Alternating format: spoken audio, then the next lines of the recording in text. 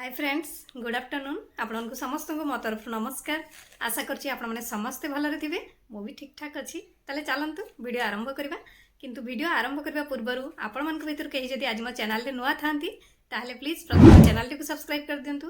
पाखरे थिबा bell icon को क्लिक करंतु जहा फल मो नुआ नुआ वीडियो रो नोटिफिकेशन आपण मानक पाखरे खूब शीघ्र पहुंच जिवो आ आपण माने मते टिके सपोर्ट कर परबे आगो के जिबा पई। ताले चलंतु वीडियो आरंभ करबा। आज बहुत सुंदर सा गोटे हेल्पफुल वीडियो अछि जोटा कि आमर केश उपरे केशर जेकोसी जहाँ भी किसी समस्या जदि थाए तो आपण मैंने जदि यही उपायटी अवलंबन करती ट्राए करती तो ताहले निहाती आपणकर केशर समस्या चली जीवो। सी आपण मनकर डैंड्रफ हो केश झड़िबा समस्या थाउ बा केश पाचिबा समस्या थाउ बा जहाँ भी किसी समस्या जदि थाए आपण केशरे सब किछि क्लियर हो जिवो। ताहले चलंतु वीडियो आरंभ करिया। लंबा एवं मोटा केश प्रत्येक महिलांकर इच्छा, किंतु आजिकाली केश झड़िबा एक साधारण समस्या हो गलानी।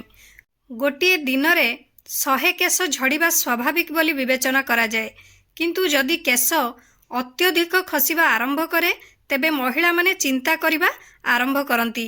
एभली केश को सुंदर एवं शक्तिशाली करिबा पई आपण अनेक प्रकार केश सौंदर्य पदार्थ व्यवहार करिसंती। एथिपई आपण उभय टंका भी मध्य खर्च करचंती, ता सहित समय भी खर्च करचंती, किंतु एहार फलाफल आपनकु किछि ठीक सेमती मिली नाही एवं रासायनिक पदार्थ थिबा द्रव्य हेतु खराब प्रभाव केशरे देखा जिबा आरंभ करे। आज आसंतु आमे एमती गोटे घरोई टिप्स जानिबा जहाकु कि आपण माने व्यवहार करी आपनकर केश को सुंदर एवं शक्तिशाली करिबारे सक्षम हेबे। देखिबे केशर सबु समस्या चली जीवो, किंतु आपण को सप्ताह रे 2 थर करिया पई पड़िबो। कारण आपण माने समस्ते जानि छंती चा रे जोटा कि एंटीसेप्टिक एंटी इन्फ्लामेटरी एवं एंटी ऑक्सीडेंट गुण मिली थाए, जहा केश को सुस्थ एवं चकचक रखिबारे सहाय्य करि थाए। एहाकु जदि आपण माने अप्लाई करंती ताहले आपणकर केशर सबु किछि समस्या दूर हो जिवो। जेमिति कि आपणकर केश झड़िबा बंद हो जिवो, केश को लंबा एवं मोटा एवं शक्तिशाली करिवो। ताहले चलंतु एबे हमर वीडियो आरंभ करिबा। केमती कोन बनेइबा केमती कोन लगेइबा देखिबा। चलंतु सेथि पई हमें गोटे पैन नबा। पैन रे गोटे ग्लास पानी दबा, ता सहित चा पत्ती 2 चामच दबा। एबे आपण माने एथिरे 6 रु 7 टी आमला देबे। ताकू एबे भल भाबरे मिक्स कर देबे। ता सहित आपण माने भृसंगा पत्र किछि देबे। एकु एबे आपण माने गैस ऑन करी बसैबे। भृसंगा पत्र आमर केश पई बहुत भलो। ता सहित चा पत्ती भी आपण माने जानिले तार कोन गुण अछि एवं आमला तो आमर केश पई से आहुरी सुंदर। तेणु ए सबु जिनिस आमर केश पई बहुत दरकार। एबे हमें गैस ऑन करी पैन बसई दबा। जो पैन रे हमें पानी नेलु, चापत्ती नेलु, आमला नेलु, भृसंगा पत्र नेलु।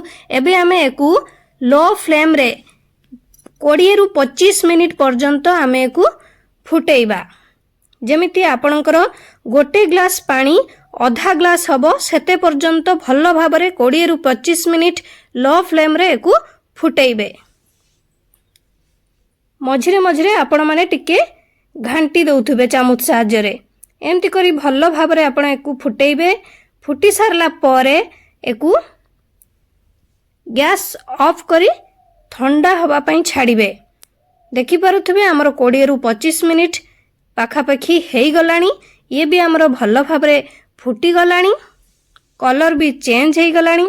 एबे हमें कोन करबा गैस ऑफ कर दबा। एकु ठंडा हवा पई छाड़िबा। ठंडा हेई सारला परे आपण माने स्टेनर साहाय्य रे एकु स्टेन कर नेबे।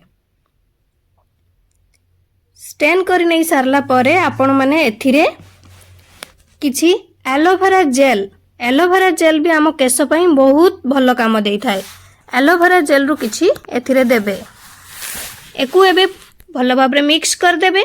मिक्स कर नै सारला परे आपण माने एथिरे गोटे शैम्पू पॉकेट देबे। जोटा आपणकर चॉइस से शैम्पू नै परिबे। चेष्टा करिबे आपण माने आयुर्वेदिक शैम्पू नबा पई, नहले आपण माने नॉर्मल जाओ कोनोसे जहाँ भी किछि शैम्पू यूज करछंती ताकू भी देई परिबे। देई एको भल भाबरे मिक्स करिबे। मिक्स कर नै सारला परे आपणक केशरे लगेई नेबे। लगे नहीं गोटे टावल द्वारा टिके किछि समय ताकू कभर करके रखिबे बा छाड़िबे तापरे आपण माने जेमती वाश करंती सेमती वाश करनेबे देखिबे आपणकर केशर सबु समस्या दूरेई जीवो ता सहित आपणकर केश लंबा हबो कला हबो एवं मोटा भी हबो आपण माने बाहरु तो बहुत प्रकार रासायनिक पदार्थ आनिके यूज करचंती थरे घरोई टिप्स बनै के आपणक केशर लगांतु देखिबे केशर सबु समस्या 100% दूरेई जीवो। आशा करूची आपण मानकु वीडियोटी भल लागिथिबो मते ताले विदाय दियंतु पुणी देखाबो नेक्स्ट वीडियो रे किंतु आपण माने please like comment share subscribe करिया पई भूलिबेनी मु ताले आसुची नमस्कार।